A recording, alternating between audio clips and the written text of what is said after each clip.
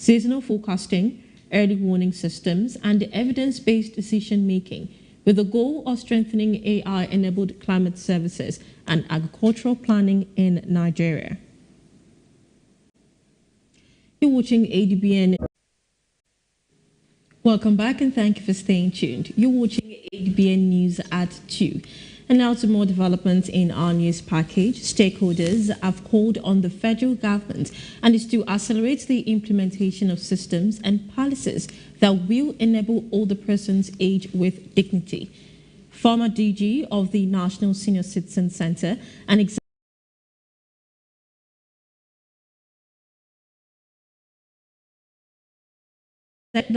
on Nigeria can step up its care options for older persons. Good afternoon, ma'am. Thank you so much for joining us today. Thank you for having me. It's always a pleasure. I'm really happy to be here. It's a pleasure. Okay, so let's start. Looking at the Nigerian system and, of course, Nigeria's standard, and does that really compare with global standards in terms of inclusions for older persons in our society? I would say yes, to a considerable extent. Okay. Going by the global development agenda, the frameworks governing sustainable development and social development. Of course, you would know that we have the Madrid International Plan of Action on Aging, which is what is often referred to as the Bible of Aging. And there, for you to assess how well a government is doing and how serious a government is about inclusion of older persons, there are questions that you tick off. And these are very strategic questions. So, for instance, do you have a legal entity that coordinates the affairs of older persons? Nigeria would tick that, yes. Because by law, we have the National Senior Citizen Center, set up by an act. That's an authorizing agency that can coordinate affairs of older persons. Then the next question will be, do you have a policy on aging? Because it's a diverse population. Then the next question would be, does Nigeria have a strategic plan to see how do you develop, what are the methods that you are going to go about, ensuring that this agent in Nigeria will say, yes, they have the strategic plan. Then what are the programs? How are you engagement mechanisms? How are you engaging the older persons? Who are these older persons and where are they? Have you developed such frameworks? Nigeria will say to a good age development plan to ensure that these things really get there. So for healthy aging, we did that. For long-term care, we went a long way to develop the geriatric social care quality assurance system in partnership with NBTE. Because one of the greatest challenges of older persons is care. Long-term care for all these older persons, that really need to manage their situations, really need to ensure that somebody who is certified is there with community healthcare, extension services to ensure that these things. So these are the things that are still on the pipeline, and Nigeria can accelerate that. But I want to say that the onus is on the state governments. If we can have the state governments to adopt, and domesticate the National Senior Citizen Center. 8 state governments have done that already. And I want to really, I don't know if I should only adopted these programs. For instance, the senior-led cooperatives. University of Uyo was accredited. The University of Uyo Teaching Hospital was accredited. And the governor saw that and leveraged on that to train some indigents who are certified now to work, in the Senior Citizen Center, the ultra-modern Senior Citizen Center they just launched. So this really is not rocket science. So it depends on, Yeah. You've spoken about the place of the state governments. Let's look, you mentioned Nigeria operates on a 3-tier government. Yes. So at what point does the local government come in this whole structure?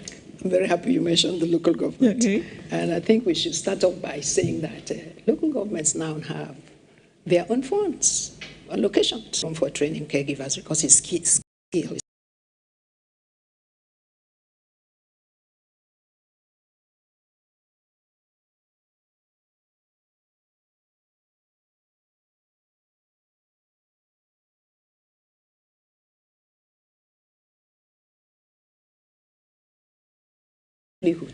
And empower them, bring them into cooperatives and empower them.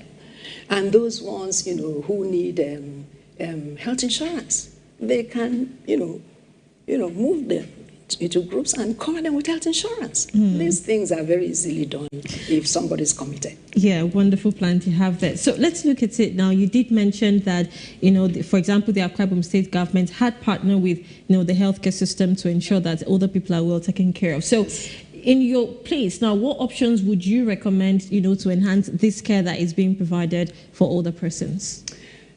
I always go back to, care of older persons is integrated. You don't take one program, it's all linked. I just told you that for you to have certified care for older persons, quality care, skilled care, those ones who know the ethics, who can communicate, who understand the value, have respect and treat them with dignity and know how to prepare a care plan So now, for you to get there must be training and certification. For you to get the training and certification, you must have a care provider, a training center around there that is accredited. For them to even train, there has to be a national standard. So everything is integrated. And then for you to ensure that older persons live healthily, you must provide an opportunity, an environment for them to go, like the senior center, to go and, interact with their peers and do whatever they And so all these things are integrated. So to support dignified, aging is for a state government to adopt, to domesticate the Senior Citizen Center Act, their state act, make it a state act. Let it be passed by the state assembly. Let them own it. Because they are older persons, they are indigents of the states. And then once you have strengthened the family, because yes, traditionally they say older person in family is the family must care. It's no longer so in these climes. They may want to care. They may have the emotional bondness to care. But urbanization, migration, you are sitting here. I can tell you where my children are right now, Yeah. And so what the family needs is these systems that are in place. Yeah. So if I need another option, if I a domiciliary agency that can have oversight, so I cannot lose sleep, and so on. Okay, my parents are still engaged.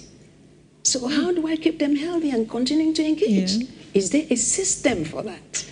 And then you see, there is a system for that. Oh, you are get engaged. You can own a domiciliary care agency. You can train, you can upskill, because the provision for training is there. So what I'm saying is that Nigeria has started on a good footing. First, to have that legislation that set up that center, and then to have that center do all these things I lined up, because it takes thorough planning for you to bring a policy into implementation plan, to have the strategic roadmap, and so on and so forth. Develop the programs, pilot the programs, and then all you want to see is that partnership with the state government that will cascade this. Okay. And the partnership between the state government, and then our older persons will be in good hands. So very wonderful ideas you have there, Dr. Omokaro. Thank you so much for joining us in the news today to discuss this. But before we let you go, I do remember you did say that 8 states have aligned with this vision. To the others who were still on the fence about this, what do you have to say to them? It's just to encourage them. And it gives me also an opportunity to say that it's an investment. It's really, the care economy is an investment. So I just told you about training and certifying your indigents. These are global certification by NBT, global certification. And any government who invests in this is investing in job opportunities. And they're not just job opportunities. There's a lot of entrepreneurship opportunities in geriatrics. The geriatric market is open. Whether it be, in running a domiciliary care agency, whether it be in opening a certified nursing home to take care of people with cognitive impairment. I always go back to dementia. It's the 24/7 care. Yeah. So there are some, parents, so some children that are abroad. So what do? So they want to see these professional hands, care that is certified. UNESCO workshop in Abuja. Media professionals, election managers, and civil society groups explained how media and information literacy can help promote peaceful and credible elections. Here's the report. turns its attentions to the 2027 elections. The battle for credible elections may begin long before voters arrive at polling units. Well, here at the UN House in Abuja, information, disinformation, and even AI-generated content could shape public perception and electoral outcomes. The Independent National Electoral Commission says building public confidence begins long before election day, stressing that continuous engagement with citizens and stakeholders is essential to safeguarding the integrity of the electoral process. Our institution, at this period, what we stand to gain, or our goal, is to ensure that every Nigerian is carried along through transparent process and integrity. Beyond institutions, UNESCO says the responsibility also lies with journalists, digital content creators, political activists, and citizens who play a critical role in verifying information before sharing it. We are working with UNESCO team and to ensure that we prepare our people, the political parties, the media officers, the media organizations, and all stakeholders who will be at the helm of disseminating information towards election. Participants at the workshop shared lessons on fact-checking, digital verification, and ethical online engagement, while expressing concerns over the growing influence of false information and emerging technologies on public trust. I think that should be removed, and INEC should do it directly to the people. Because even putting a middleman, how are you sure your message is being driven to the right people? All INEC has been doing, you made mention of trust. Why has Nigerians not been able to have confidence on INEC? I want to put this question, that don't we think it's because the INEC leadership is being appointed by the presidency? This particular stakeholder dialogue has been very enlightening for me. For the first time, I heard about what is called data boys or so, and what they do. And I'm glad that some other stakeholders were here, like INEC and some other persons, because they get to hear from us directly. The message today is that protecting democracy now means protecting the integrity of information. From the UN House in Abuja, Ama Marcus, Adbn News. Now to security matters, where the Chief of Army Staff, Wadi Shaibu, has approved the appointment of general officers commanding for the newly established Nigerian Army divisions. The newly appointed officers are Major General Yakubu Yaya, Headquarters 9th Division Ilorin, and Commander Operation Savannah Shield, Major General Chinedu Ralph Nenefe, Headquarters 10th Division Jalingo, Major General Moses Gara, Headquarters 9th Division Ilorin, and Commander Operation Savannah Shield, Major General Alwalu Muhammada, Headquarters 2 Division Ibadan. It would be recalled that last Thursday, President Tinubu approved the expansion of the Nigerian Army from 8 to 12 divisions and recruitment of 28 personnel. The presidency said the approval is a landmark move to enhance the country's security architecture and improve the operational effectiveness of the Nigerian Army. You're watching Adbn News at 2. Stay with us for more reports after this break.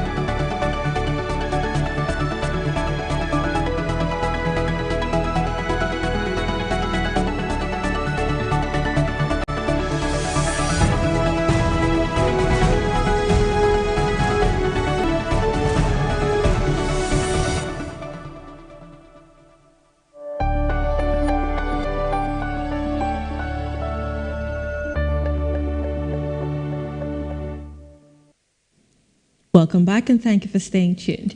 Delta State government has reaffirmed its readiness to partner with private investors in advancing the housing deficit and other development needs in the state.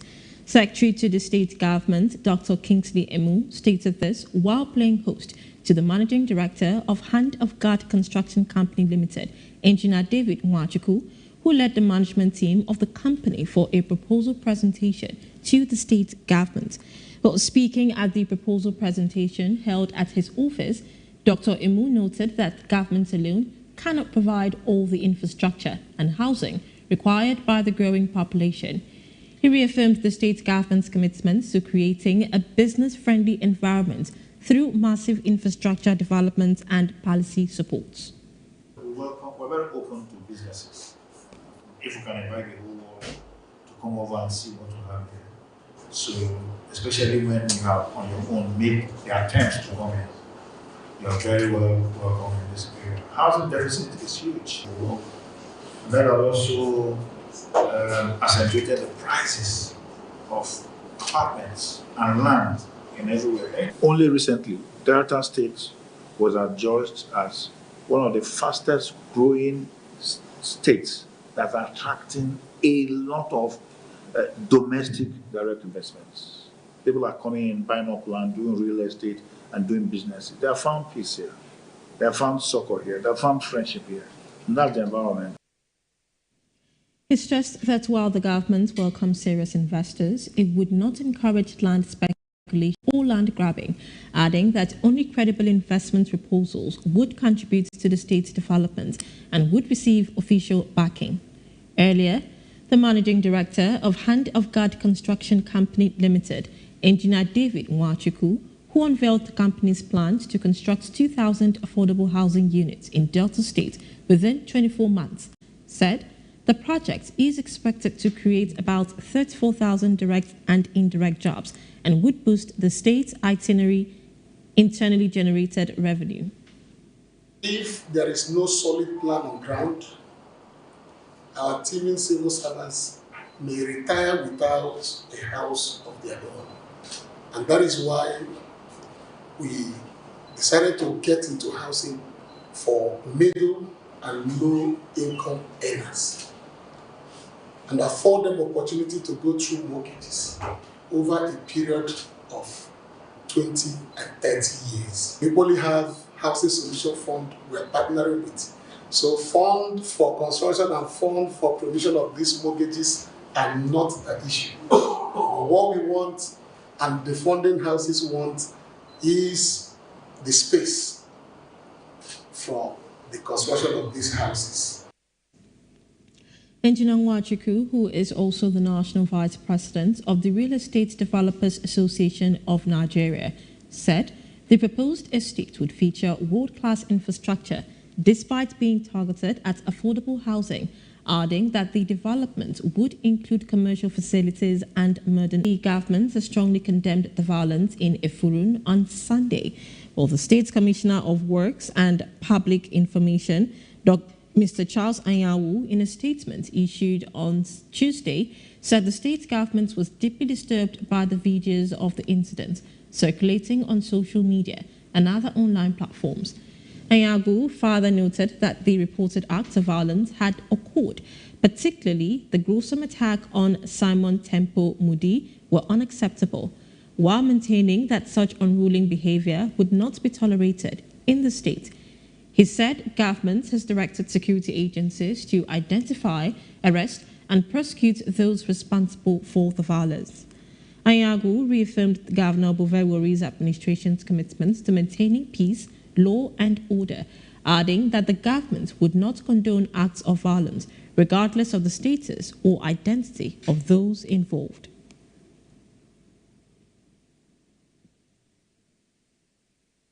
And now bring you business news, where Dangote Petroleum Refinery has moved closer to launching what would become Africa's largest initial public offering after filing with the Securities and Exchange Commission.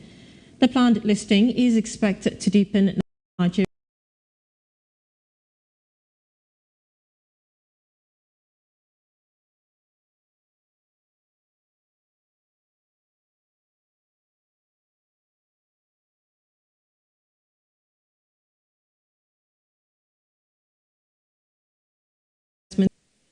Strikes by the United States and Saudi Arabia on Iran-backed militias in Iraq have heightened fears of a broader escalation in the Middle East conflict. The U.S. Central Command, also known as CENTCOM, says the strikes targeted Iran-aligned militants directed by the Islamic Revolutionary Guard Corps, also known as the IRGC, to attack U.S. forces and Saudi energy infrastructure.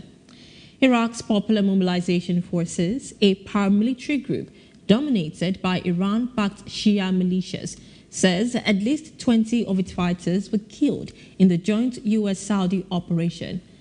The strikes come just hours after CENTCOM accused Iran of launching missiles at U.S. forces in the region in what it described as an attempted surprise attack, ending a recent lull in hostilities and raising fresh concerns about a wider regional conflict. Telegram's founder, Russian-born Pavel Durov, has been charged with facilitating terrorism via the messenger app's alleged use for recruitment by Ukrainian secret services. But according to the FSB, Russia's domestic security service, Telegram had been used to prepare and coordinate acts of sabotage and terror inside Russia and has failed to remove channels, chats, and bots used by Ukraine. An international arrest warrant has been issued for Durov, who lives abroad. It isn't clear whether other countries or authorities would comply with an arrest warrant issued by Russia. Well, Durov, who left Russia in 2014, had previously founded a popular Russian social media company, Vonotke, known as the Facebook of Russia. Now to reports in West Africa, Suleimana Abdul Samad, popularly known as Abuche, has widely regarded as Ghana's tallest man, has died at the age of 33 after battling complications related to giantism. He passed away at the Tamale Teaching Hospital, where he had been receiving specialized medical treatment.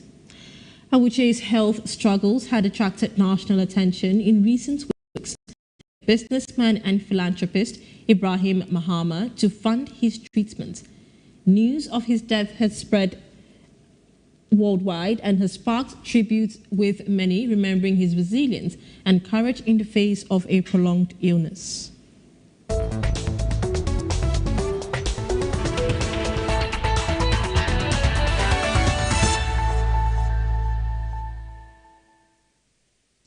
But despite injuries and illnesses to key athletes, Nigeria backed 2 medals on 2026, the Commonwealth Games on Tuesday. Kainsola Ajayi etched his name into the history books, becoming the first Nigerian male sprinter to win a medal in the men's by winning bronze last night in a time of 9.90 seconds. Cameroon's Emmanuel Eseme stormed to the gold medal in new games record of 9.83 seconds.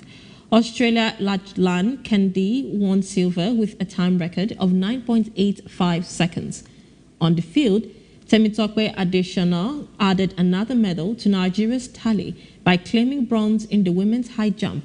He only became aware of being black after moving to Germany as a teenager to pursue his football career. He said the experience opened his eyes to racial differences and shaped his perspective on life. Okocha noted that despite facing challenges abroad, he chose to focus on his football and personal growth. He encouraged people to look beyond race and judge others by their character, stressing the importance of unity, mutual respect, and inclusion.